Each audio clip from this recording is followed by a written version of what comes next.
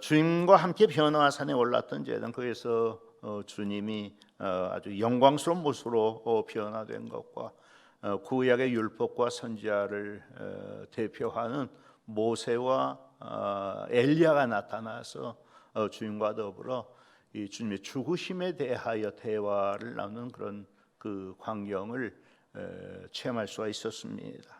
그 모습이 얼마나 영광스럽고 감격스러웠던지 베드로가 주님께 이렇게 간청을 하죠. 주여, 여기 있는 거 정말 좋습니다. 그러니 내가 하나는 주님을 위해서는 모세를 위하여서, 하나는 엘리야를 위하여서 초막 셋을 지을 테니까 그냥 산에서 내려가지 말고 여기에 머물러 계속 있읍시다라고 주님께 간청을 드린 것입니다. 그런데 그 시간에 산 밑에서는 어떤 일들이 벌어지고 있었어요. 귀신애들요, 이 간지를 앓는 한 아이를 두고 제자들이 그 귀신을 쫓아내기 위하여 이 힘겨운 씨름을 계속하는 그런 상황이 벌어지고 있었지요. 여러분, 이 그 상황의 어떤 대비가 굉장히 그 기묘하다고 생각되지 않습니까? 뭐예요? 주님의 제자된 교회는 변화산의 경험에만 계속 머물러 있으려고 해서는 안 된다는 것입니다. 변화산의 경험이 매우 영광스럽고 신비로운 것은 사실이지만 또 우리를 굉장히 행복하게 만들지요. 하지만 그 신비적 체험에만 계속 취해 있어서는 안 되는 것입니다. 교회가 자기만의 은혜와 영적 즐거움에 취해 있을 때 세상 귀신의 지배 가운데서 엄청난 고통을 당하며 사투를 벌이고 있다는 사실을 우리는 기억해야 합니다. 그 고통당하는 세상을 구원할 수 있는 것은 우리가 가지고 있는 예수 그리스도의 피 묻은 복음밖에, 이것밖에 없거든요. 그런데 교회가 세상을 구원하는 일은 등한히 한 채 자기만의 체험에, 경험에 취해 있는다면, 이 사도행전 2장에 나타난 사건이 바로 그 암시를 우리에게 보여주는 사건인데, 예수님은 승천하셨고 사도를 비롯한 120명의 성도들은 다 같이 마가의 다락방에 모여서 주님이 약속하신 그것을 기다리며 기도에 전혀 힘쓰고 있었습니다. 그러던 중 오순절 날이 이르자 하늘로부터 급하고 강한 바람 같은 소리가 들리며 불의 혀같이 갈라지는 것이 각 사람 위에 하나씩 머물러 있었지요. 그리고 모든 거기에 모여있는 사람들이 성령이 말하게 하심을 따라서 각기 다른 언어로 말하기를 시작한 것입니다. 거기는 세계 각지에서 모여든 많은 사람들이 함께 있었는데 세술에 취한 거다라고 사도를 조롱하는 사람들도 있었던 것입니다. 여기에 이 세술이라고 하는, 글루큐스라고 하는 단어를 사용했는데, 세술이라고 하는 것은 이제 막 담근 포도주를 말합니다. 발효되지 않은 이제 막 담가 놓은 그런 술을 마시고 취했다라는, 이거 취할 수 없는 것인데 저렇게 취한 짓을 한다, 저 사람들 다 미쳤다, 정신 나갔다, 그런 의미지요. 그것이 성령 받은 사람들에 대한 세상의 반응이었다고 하는 것입니다. 그것이 성령의 역사였음에도 불구하고 여러분 얼마나 놀라운 일이었느냐 말이에요. 그 일을 하고 있는 사람들은 여기 성경에 보면 다 갈릴리 사람들이었다고 그랬거든요. 여기 갈릴리 사람들이었다고 하는 것은 외국에 한 번도 나가본 경험이 없는 사람들, 외국어를 배워본 경험이 없는 사람들이라는 뜻이거든요. 그런데 그 사람들이 함께 모여 성령을 받더니 16개국의 언어로 그 하나님을 높이는 이런 일을 하고 있는 것입니다. 그들이 말했던 방언은 지금 우리가 하는 것처럼 아무도 알아들 수 없는 그런 방언이 아니라 16개국에서 온 사람들 각각 자기 나라의 언어로 알아들을 수 있는 그러한 방언이었던 것이지요. 놀랍잖아요. 그건 하나님의 역사가 분명했습니다. 그런데 사람들 한편으로 놀라고 한편으로는 또 당황했지만, 또 어떤 사람들은 저 사람들이 세술에 취한 것이라고 사도를 조롱하는 사람들도 있었다는 것입니다. 바로 자기만의 은혜, 자기만의 은사, 자기만의 경험에 취해 있는 교회에 대한 세상의 반응일 수가 있다고 하는 거예요. 교회와 성도들이 자기만의 은혜와 은사에 몰두해 있으면 그것이 아무리 신령하고 신비로운 것이라 하더라도 세상을 바꾸거나 구원할 수는 없습니다. 교회가 거룩하고 신비한 경험을 갖는 것은 매우 중요한 일입니다만 거기에만 머물러 있어서는 안 돼요. 성도는 교회에 와서 변화산의 은혜를 체험한 후에 즉시 세상으로 다시 돌아가 거기에서 능력을 나타내고 믿음을 나타내는 삶을 살아야 하는 것입니다. 또 하나 지난주에도 말씀드렸지만 이 귀신을 쫓아내지 못한 제자 주님께 이렇게 물었어요. 우리는 어찌하여 쫓아내지 못했습니까? 당연히 쫓아냈어야 한다는 그런 의미의 질문 아니겠어요? 당연히 쫓아내야 마땅한데 왜 이번엔 쫓아내지 못한 것입니까? 거기에 대해서 주님은 너희 믿음이 작은 까닭이라. 너에게 믿음이 겨자씨 하늘만큼만 있어도 이 산을 향해 여기서 저기로 옮기라면 그대로 되었을 것이고 또 너희가 못할 일이 없었을 텐데 너희가 믿음이 적어서 못했다라고 대답을 하셨지요. 그래서 우리가 이 말씀을 잘못 오해하면 우리의 겨자씨 하늘만큼의 믿음만 있어 산을 여기서 들어서 여기서 저기로 옮길 수 있다, 또 못할 일이 없게 될 것이다 라고 오해할 수가 있는데, 그래서 우리가 겨자씨 하늘만한 믿음이라도 갖자라고 서로를 격려하고 또 하나님 그런 믿음 달라고 기도하잖아요. 그런데 이 말씀이 실제로 그런 의미의 말씀이야 하는 거예요. 이 말씀은 역설적인 의미를 갖는 말씀이라고 이미 말씀을 드렸습니다. 즉 겨자씨 하늘만한 믿음이 있어도, 겨자씨 하늘만큼의 믿음만 있어도 그런 일을 할 수 있다는 그런 능력을 갖게 되는 말씀이 아니라, 여러분이 믿음이라고 하는 건 뭐라고 그랬어요? 하나님의 존재에 대한 것이고 그분의 약속과 말씀에 대한 것이 믿음이라고 말씀드렸습니다. 그러니까 이 믿음이라고 하는 것은 나로부터 나오는, 내가 어떤 일을 하고 싶다는 어떤 소원, 바람, 나의 신념, 그런 것에 대한 것이 믿음이 아니라 하나님으로부터 나온 하나님의 뜻과 약속에 대한 것이고, 혹은 하나님 그분 자신을 믿는 게 믿음이라고 하는 것이지요. 따라서 이 겨자씨 하늘만큼의 믿음만 있어도 어떻게 돼요? 어떤 일도 자신의 욕심과 소원과 바람을 쫓아서 욕망하지 않게 돼요. 항상 하나님의 뜻을 찾고 구하는 삶을 살게 됩니다. 겨자씨 하늘만한 믿음을 가지고 있는 사람들은 모든 것을 하나님의 뜻을 중심으로 생각하기 때문에 산과 같은 문제 앞에서도, 여러분 내 앞에 산과 같은 문제가 있단 말이에요.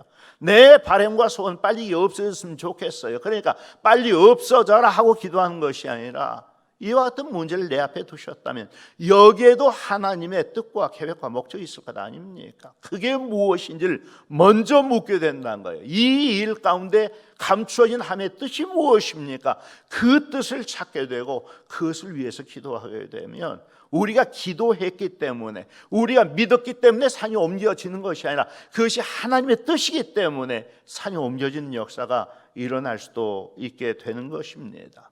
너희 믿음이 없어 귀신을 쫓아내지 못했다는 이 말씀은 너희가 하나님의 뜻을 묻지도 않고 하나님을 드러내기 위해서 그 일을 했던 것이 아니라, 당연히 너희의 믿음이 있는 줄로 생각하고 능력이 있는 줄로 생각하고 너희가 너희 자신을 드러내고 너희 자신을 과시하고 너희 자신을 자랑하기 위해서 그 일을 하려고 했던 것 아니냐. 너희가 하나님의 뜻을 묻지 않았다. 하나님의 능력을 구하지 않았다. 오늘 우리 그리스도인들의 모든 실패 배경에는 그와 같은 이유가 감춰져 있습니다. 우리가 당하는 모든 일 가운데는 좋은 일이든 나쁜 일이든 하나님의 뜻과 계획과 목적이 감춰져 있단 말이에요. 그런데 거기에서 하나님의 뜻이 무엇인지를 묻지 않고 우리는 무조건 이거 힘듭니다, 좀 없애주십시오, 바꿔주십시오, 고쳐주십시오, 축복해 주십시오, 그렇게만 기도한단 말씀이에요. 그 믿음 아니에요. 겨자씨 하나님만큼의 믿음만 있어도 문제를 그런 식으로 다루질 않아요.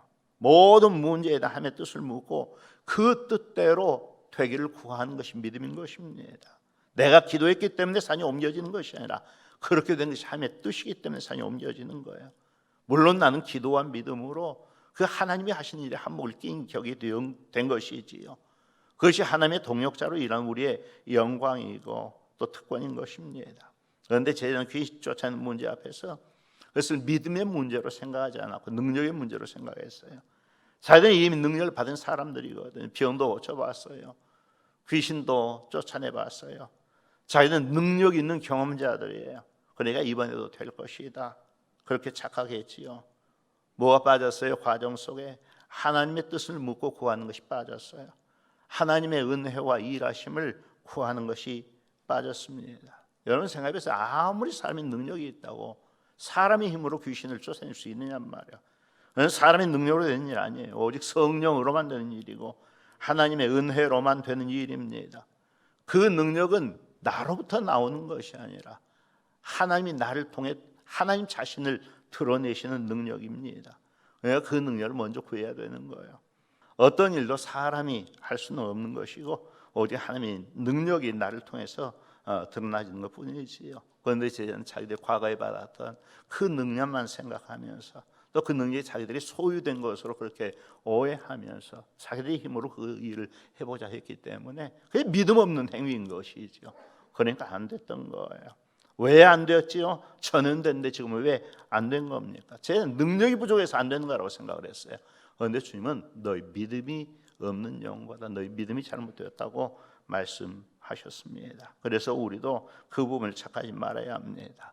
하나님이 내게 능력을 조금만 더 주시면 내가 이런 일도 할 수 있고 저런 일도 할 수 있고 아주 큰 일을 할 수 있을 것이다.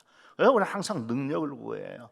돈의 능력, 건강의 능력, 권세의 능력, 능력만 주시면 내가 하나님의 일을 열심히 해보겠습니다. 능력을 구하는데 하나님은 우리에게 능력이 아니라 믿음이 있기를 원하시는 거예요. 능력은 하나님께 있는 거예요. 우리가 믿음으로 일할 때에 그 일을 통하여서 하나님의 역사가 나타나는 것입니다. 여러분, 우리가 왜 능력을 구합니까? 그런 욕심이지요. 좀 더 하나님 뜻을 잘 분별하고 하나님 가까이에 있고 하나님을 좀 더 잘 섬기기 위해서 우리가 능력을 구합니까? 아니에요. 세상에 좀 더 그럴듯한 사람으로 드러나고 좀 더 꿀리지 않는 사람으로 살아가고 싶고 좀 더 폼난 그런 모습으로 세상을 살고 싶은 욕심에서 우리가 자꾸 능력을 구하잖아요. 그런데 능력은 그런 목적의 것이 아니라 하나님의 뜻을 이루어가기 위해서 필요한 것이고 그래서 믿음을 통해서만 주어지는 것이 바로 능력이라는 사실입니다. 또한 이미 말씀드린 것처럼 능력은 내게 소유된 것이 아니라 다만 하나님의 능력이 나를 통해서 세상 가운데 드러나는 거예요. 그것을 바울 사도는 고린도후서에서 이렇게 설명하고 있습니다. 고린도후서 4장 7절로 11절 말씀. 우리가 이 보배를 질그릇에 가졌으니 이는 심히 큰 능력은 하나님께 있고 우리에게 있지 아니함을 알게 하려 함이라. 우리가 사방으로 우겨쌈을 당하여도 쌓이지 아니하며 답답한 일을 당하여도 낙심하지 아니하며 박해를 받아도 버림받지 아니하며 거꾸로 뜨림을 당하여도 망하지 아니하고 우리가 항상 예수의 죽음을 몸에 짊어짐은 예수의 생명이 또한 우리 몸에 나타나게 하려 함이라. 우리 살아있는 자가 항상 예수를 위하여 죽음에 넘겨짐은 예수의 생명이 또한 우리 죽을 육체에 나타나게 하려 함이니라. 여러분, 이 말씀 잘 보세요. 하나님께서 우리를 위하여 하신 일이 뭐예요? 질그릇을 바꿔주신 게 아니에요. 질그릇을 금그릇으로 바꿔주는 것이 아니라 그 질그릇은 그대로 놓아둔 채로 그 질그릇에다가 보배를 담아 주신 것입니다. 사실 이 질그릇이라고 하는 것은 보배를 담기에 적절한 그릇은 아니에요. 보배, 보석이라고 하는 것은 보석함에다 담는 것이 어디 질그릇에다 보석을 담아 놓습니까? 그런데 하나님은 나라고 하는 질그릇과 같은 존재 안에다가 하나님의 보배를 담아 주셨다고 하는 거예요. 여러분, 그 보배가 뭡니까? 바로 고린도후서 4장 6절을 보면 어두운데 빛이 빛이란 말씀하시는 그 하나님께서 예수 그리스도의 얼굴에 있는 하나님의 영광을 아는 빛을 우리 마음에 비추셨느니라 라고 말씀했고 그 다음에 우리가 이 보배를 질그릇에 가졌다고 고백을 하고 있거든요. 내가 다시 자세히 설명드릴 필요가 있겠지만 간단히 말씀드리면 이거예요. 하나님께서 하나님을 아는 지식을 우리 안에 담아주신 것이고 그의 아들 예수 그리스도를 아는 지식을 우리 안에 담아주신 거예요. 하나님의 복음을 믿는 믿음을 우리 안에 담아주신 거예요. 그게 하나님께서 우리라고 하는 질그릇 속에 담아주신 하나님의 보배인 것입니다. 나는 질그릇과 같은 존재인데 야, 이거 담으려면 금그릇이 필요해. 그러니까 너 자신을 먼저 금그릇으로 만들어 와. 이렇게 말씀한 후에 보배를 담아주신 것이 아니라 난 질그릇 같은 존재인데 그대로 놓아두시고 그럼에도 불구하고 하나님의 보배를 우리 안에 담으셔서 우리를 존귀한 자로 바꾸어 주신 것입니다. 그런데 하나님이 그렇게 하신 목적이 뭐예요? 심히 큰 능력이 하나님께만 있고 우리에게 있지 아니함을 알게 하기 위하여서 그렇게 하셨다는 것이지요. 질그릇이 깨뜨려지고 보배가 드러나는 것이 신앙의 원리인 것입니다. 그래서 주님이 하시는 말씀이 뭐예요? 자신이 죽임을 당하고 제3일에 다시 살아날 일에 대해서 말씀하셨지요. 21, 23절 갈릴리에 모일 때 예수께서 제자들에게 이르시되 인자가 장차 사람들의 손에 넘겨 죽임을 당하고 제3일에 살아나리라 하시니 제자들이 매우 의심하더라. 여러분, 제자들이 왜 그 주님 말씀을 듣고 근심했어요. 죽고 죽음으로 끝나는 상황이라면 근심하는 게 맞지요. 그런데 주님은 제3일에 내가 다시 살아날 거라고 말씀하셨어요. 살아날 거라고 말씀하셨는데 왜 근심하느냐는 말이야. 같은 상황이 이루인 마가복음 9장 32절은 그 이유를 그러나 제자들은 이 말씀을 깨닫지 못하고 묻기도 두려워했더라라고 설명을 하고 있고, 누가복음 9장 45절은 그들이 이 말씀을 알지 못하니 이는 그들로 깨닫지 못하게 숨긴 바 되었습니다. 또 그들은 이 말씀을 묻기도 두려워하더라라고 기록해 놓고 있습니다. 주님이 하신 그 말씀을 제가 깨닫지 못했다는 거예요. 왜냐하면 주님의 말씀 그것은 지금 사람들이 일반적인 경험치에서 벗어나는 그런 일이거든요. 사람들이 일반적인 경험치가 뭐예요? 사람은 죽으면 한번 죽으면 그것으로 끝이다. 이게 사람의 일반적인 경험이지요. 어떻게 죽었던 사람이 제3일에 다시 살아날 수가 있느냐는 말이에요. 더더군다나 예수는 메시아잖아요. 어떻게 메시아가 죽는 일이 일어날 수 있어요? 메시아는 죽으면 안 되는 거예요. 만약 그를 위협하고 죽이는 사람이 있다면 오히려 그 사람을 멸하고 메시아 왕국을 이루어야 한다는 게 제자들의 생각이었던 거예요. 그런데 지금 죽으시겠다고 말씀하시는 거예요. 다시 살아날 제3일에 살아나겠다고 말씀하시지만 그 일은 보장되어 있는 일이야. 누가 그 일을 확신할 수 있어요? 이제까지 한 번도 죽은 사람이 살아난 걸 본 적이 없어요. 그런데 죽으시겠다고 하는 거예요. 근심할 수밖에 없는 것이죠. 어떻게 메시아가 죽으실 수가 있는가? 그런데 사실은 그게 진짜 능력인 것입니다.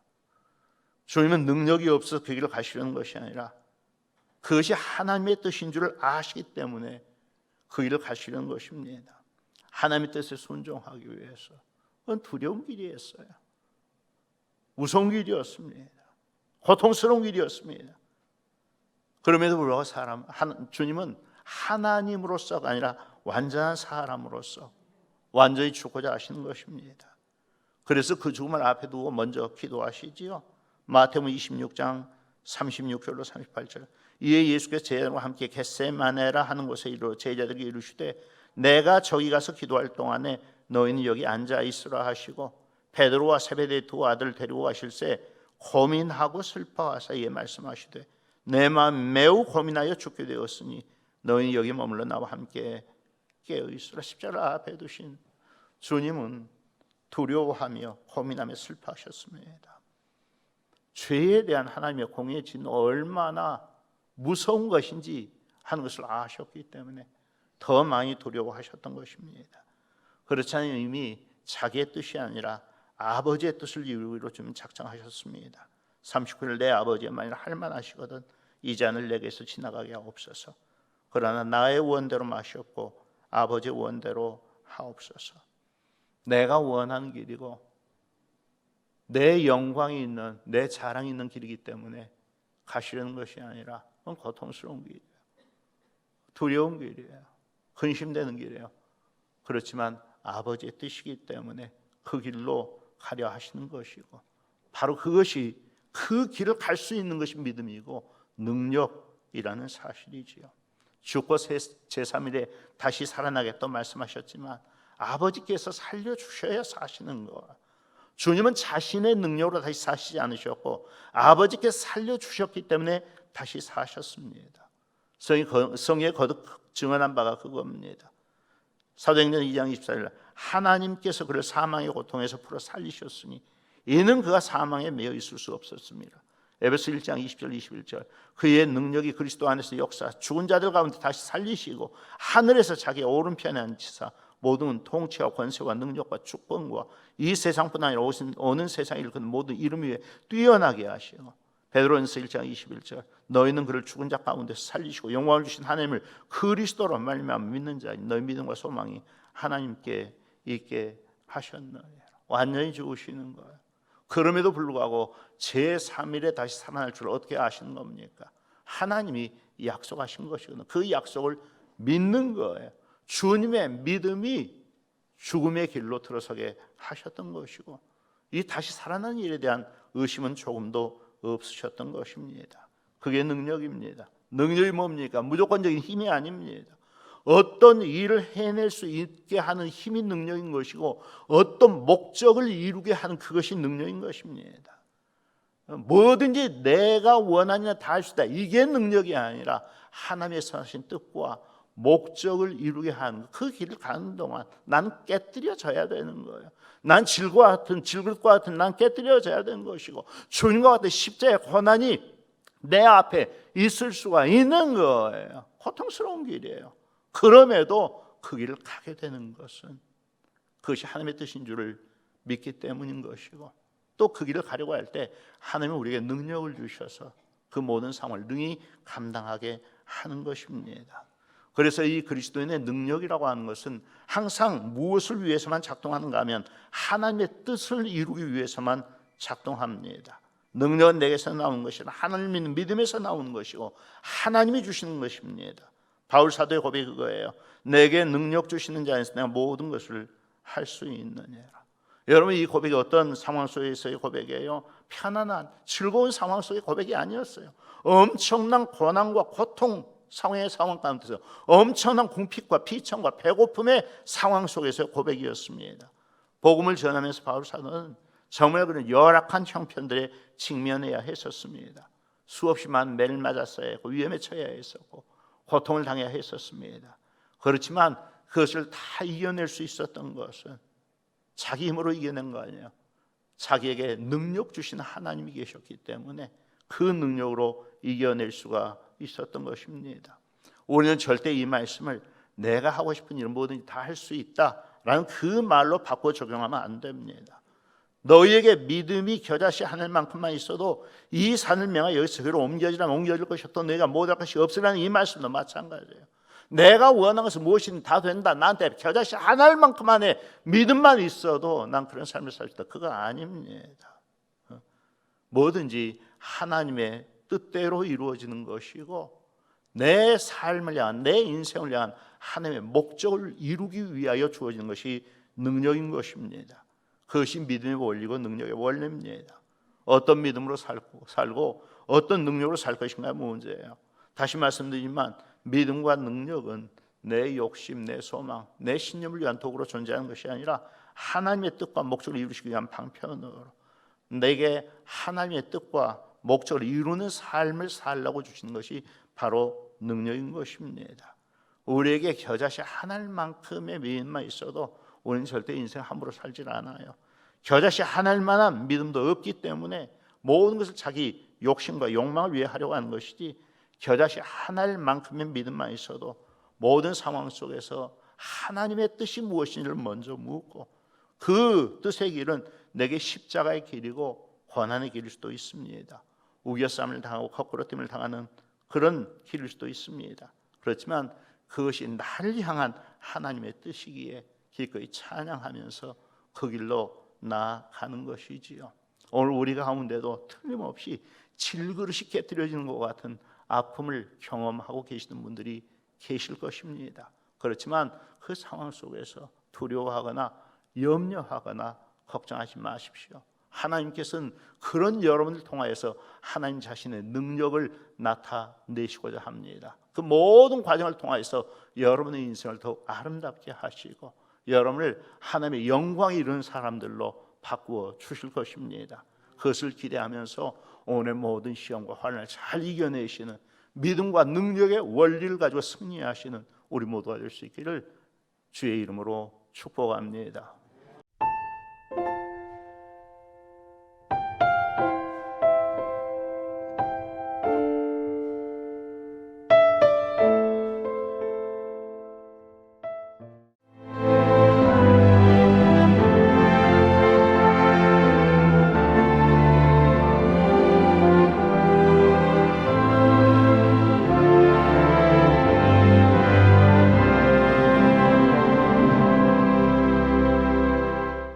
추워질수록 겨울이 깊어갈수록 더욱 선명해지는 애기 동백 섬 겨울꽃 축제. 새하얀 눈꽃 아래로 새빨간 애기 동백 사이로 천천히 걸어보는 이 겨울. 가장 따뜻한 겨울을 만나세요.